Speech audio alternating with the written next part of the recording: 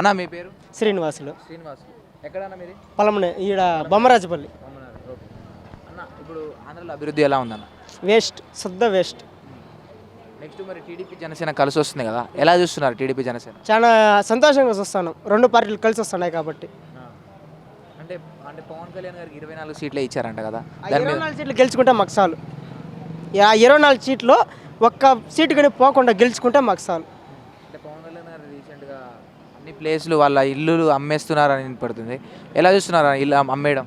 ఆయన సొంత డబ్బుతో ఖర్చు పెడుతున్నాడు కానీ ఒకరు డబ్బు తీసుకొని ఖర్చు పెట్టలేదు.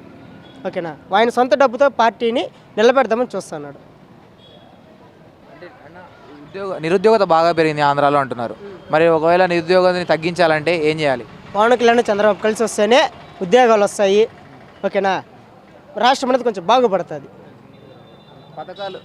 పథకాలు ఇస్తున్నారు కదా, పథకాలు ఏందినా 10,000 పెట్టి కారు కొన్నా కానీ కారు రేషన్ కార్డు పెరికేసేది, అదంతా ఎందుకు?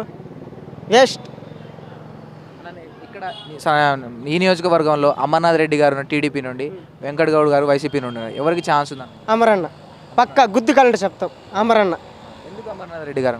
ఆయన ఉంటేనే పిల్ల పెద్ద అందరికీ మర్యాద ఇస్తాడు. ఆయన ఎలాంటి వ్యక్తి అన్న ఆయన? చాలా మంచి వ్యక్తి. ఆయనంత మంచి వ్యక్తి ఎవరూ లేరు. నెక్స్ట్ ఆయన పక్క 100కి 100 తగ్గేదే లేదు. టీడీపీ జనసేన మీద చాలా విమర్శలు జరుగుతున్నాయి కదన్న, అవంతా పార్టీని నిలబెట్టే నా కొడుకులు కాదు. వాళ్ళంతా వాళ్ళు సీట్ల కోసం ఆశపడి వాళ్ళు విమర్శిస్తూ ఉండేది.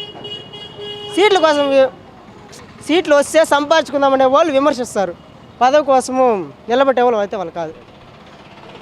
నెక్స్ట్ అభివృద్ధి తగ్గింది, అభివృద్ధి కనిపించదు. ఇది ఏం లేదు దేడా, నేను 10 ఏళ్ళు ఇంకా రోడ్డు చూస్తూనే ఉంటా, అదే రోడ్డు, అదే యాంగిల్లో అదే రోడ్డు, ఏమి లే. Please like and subscribe Eagle Andhra.